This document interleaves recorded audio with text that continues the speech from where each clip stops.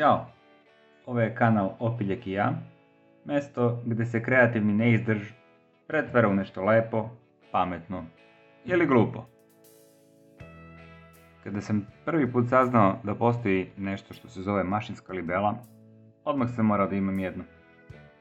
I tako odem ja na net, googlam malo levo desno, pogledam cene i onda shvatim da to baš i nije za mene. Jednostavno previše košta. Par stotina, više stotina eura, previše za mene. Međutim, onda sam shvatio da to možda može i da se napravi. Šta je zapravo mašinska libela? Pa to je u principu obična libela, samo mnogo preciznija od one na koju smo svi navikli. Zašto je ona u stvari korisna?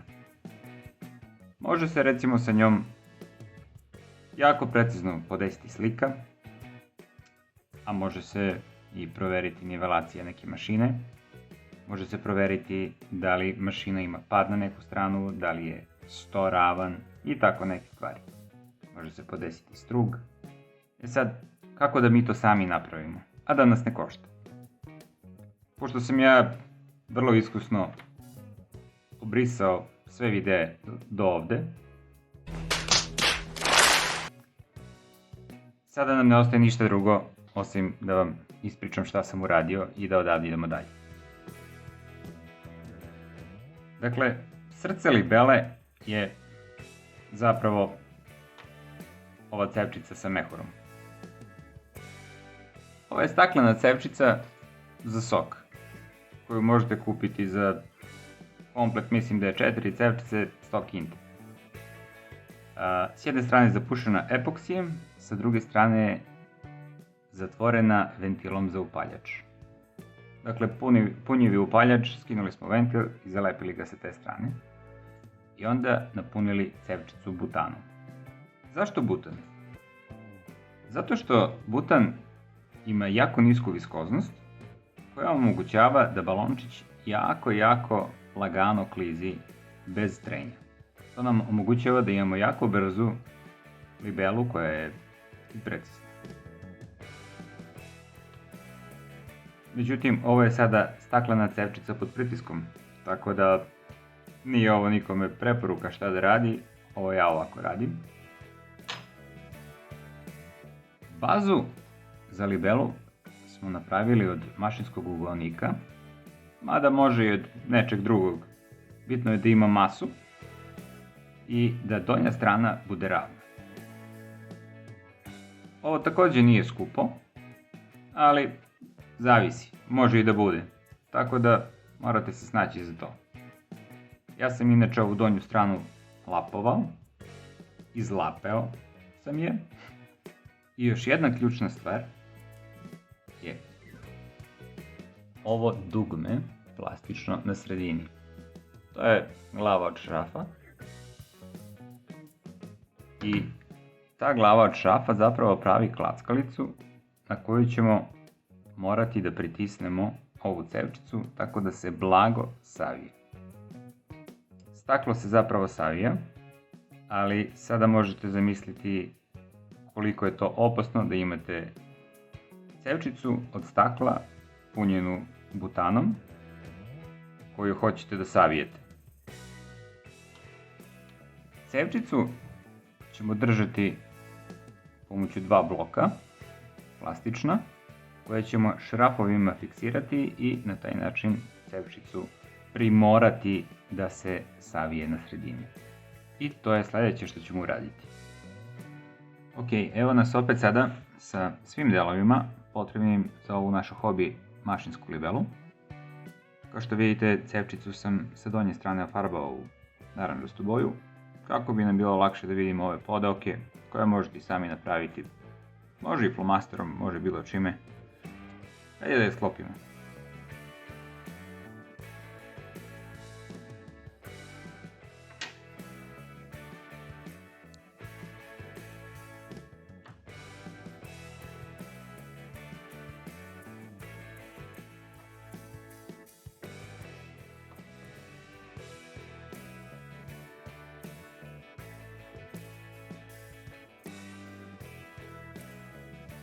Sada je libela u približnom položaju gdje bi trebala da bude.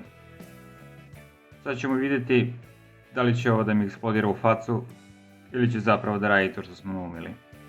Sada ćemo naštelovati libelu. To nam je potrebna neka referenca. I sve što radimo je da gledamo da u oba smera libela pokazuje isto. Evo sada vidimo da je mehur oko 1,5 podeok od centra u desno. Kada okrenemo libelu,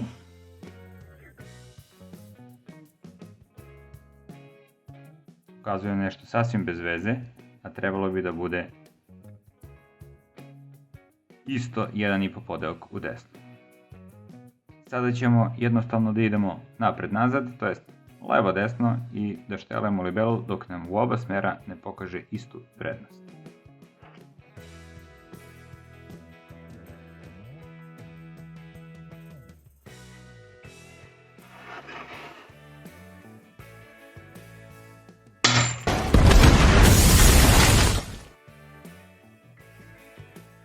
I da, to se desilo.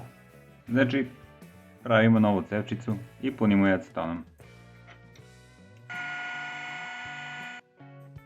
Ok, pokušat ću da savijem cevčicu, tako da ne moram da je pritiskam posle šafovima. I tako mi možda i ne eksplodira ponovo u lice. Ajde da probamo. Nikad ovo nisam radio.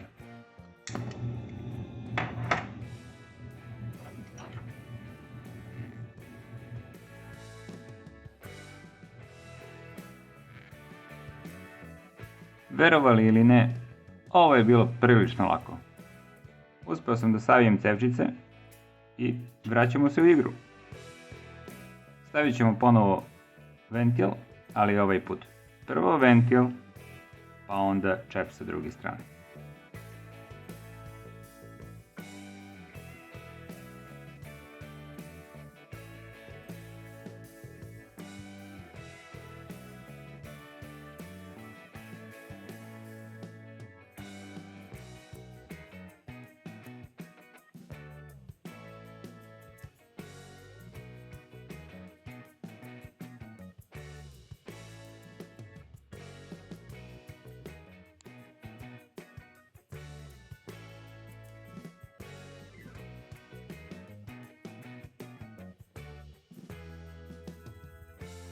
I sada podimo drugu stranu.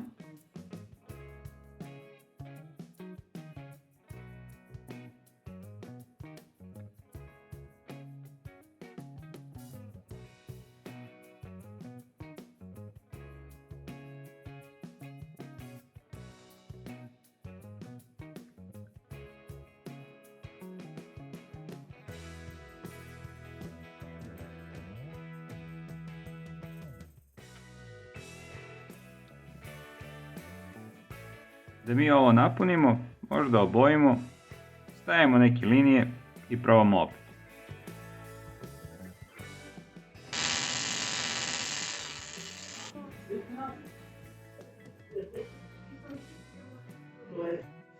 Evo nas opet, ajde da vidimo kako ćemo sada proći.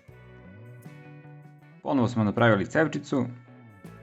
Ako vas interesuje, ja sam ovdje stavio lak za nokte, mada akrilna boja bi bila bolja za staklo, ali mislim da je ovo dovoljno dobro za probu.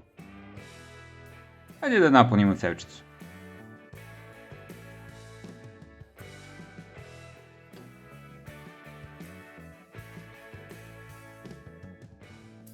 Jedna stvar je jako bitna, a to je da ispustimo vazduh koji je bio unutar cevčice. Znači napunimo je dokle ide i onda ispustimo vazduh napolje. I ponovo dopunimo do kraja. I najzad ponovo sklapanje i štelovanje.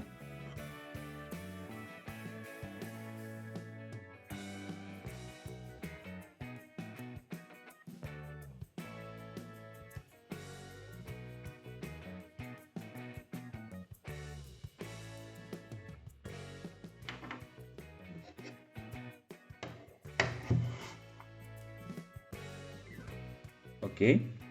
Naštelovali smo libelu i sada pokazuje otprilike gde je nagib stola.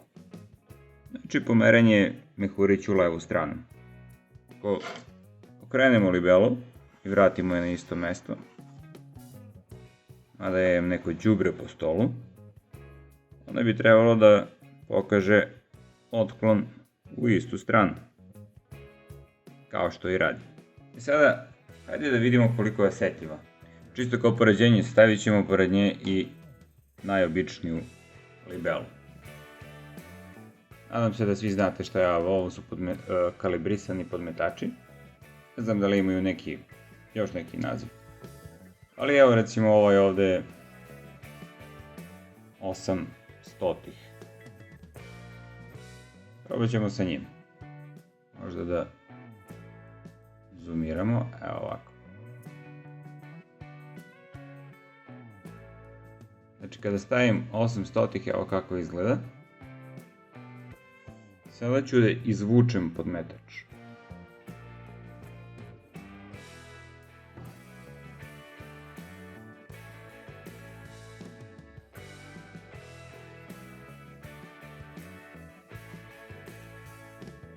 Eto, možete da vidite koliko je ova libela zapravo osetljivija na promenu od obične libele koja praktično da uopšte ne reaguje. Tako da smo dobili za male pare neki dobar merni uređaj ili, ajde da kažem, kontrolni uređaj, kako god. I dalje ovo ne bih preporučio iz bezbednosnih razloga.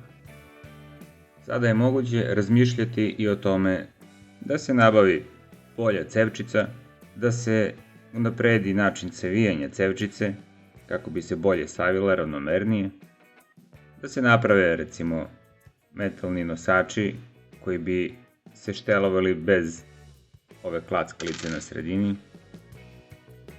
I tako, puno toga bi moglo da se unapredi, ali mislim da je kao koncept dovoljno. I na kraju, koja je glavna mana ovakve libele? Pa, u principu, osetljivost na temperaturu. Vidite, gas može da dođe u nešto što se zove superkritično stanje. A to je kada zapravo popuni ceo prostor koji mu je raspoloživ. Bar mislim da se to dešava. Ako neko ima bolje objašnjenje, neka javi dole u komentaru. Sada ga ne popunjava i vidimo mehur. Međutim, ako ga zagrejemo, evo zagrejat ćemo ga sada.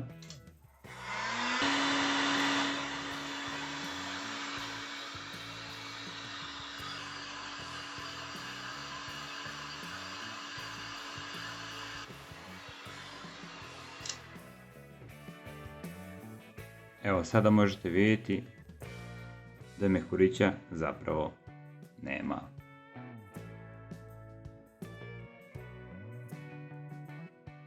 To je u principu glavna mana. Ali, pošto nećemo fenom da grejemo libelu, mislim da je to i prihvatljivo za ovu hobi libelu.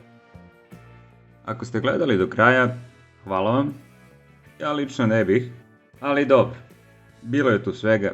Gubljenja snimaka, lošeg osvetljenja, variranje kvaliteta slike i zvuka, eksplodiranje u lice. Ali nadam se da je bilo interesantno, da smo nešto naučili, bar ja jesam, i da u suštini i nije tako loše. Tako da, pozdrav do sledećeg videa!